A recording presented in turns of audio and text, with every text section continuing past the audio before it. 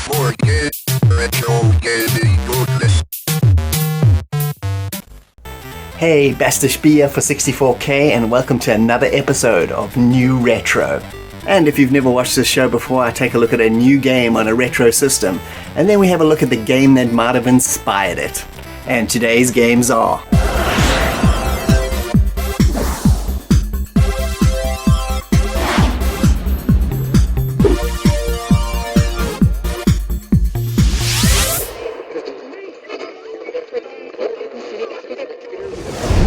So let's first take a look at the original game. Snow Brothers was another 1990 classic arcade game from Toaplan. Even though their specialty was obviously scrolling shoot-em-ups, you'd never know that from playing this game, which is an excellent example of fixed-screen action platforming. It owes a lot to Taito's Bubble Bobble with this two-player game, but it's much more than a simple clone. In the game you get to play Nick and Tom, or both if played in two-player, as you attempt to, drumroll please, save a couple of princesses from the evil king.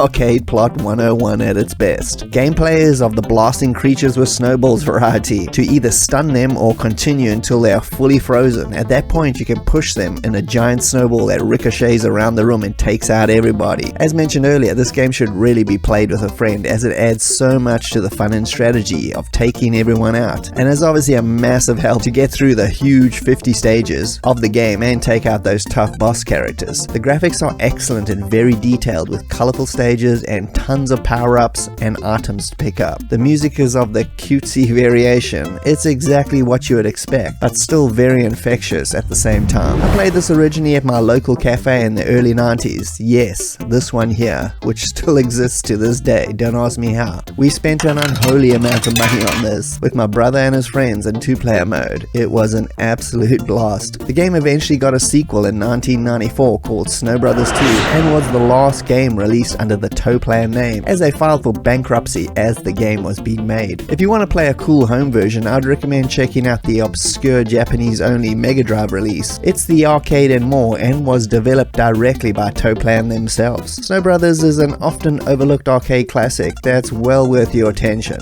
And now let's take a look at the new game.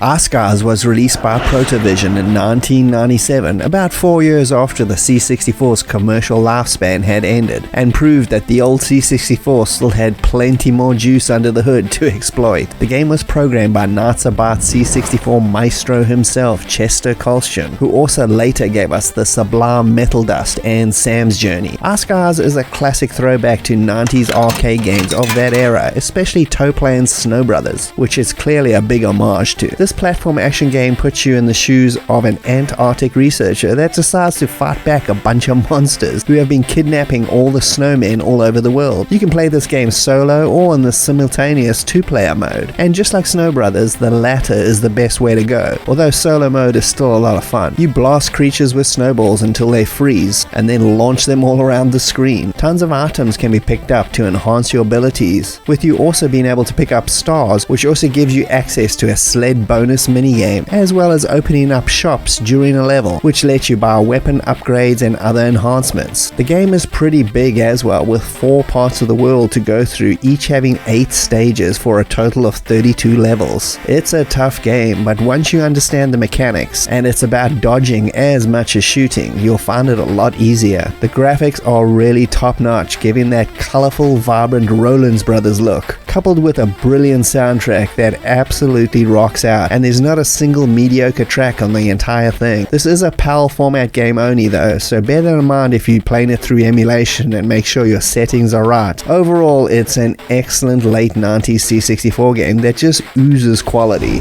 and is definitely one you want to try out if you've never heard of it before.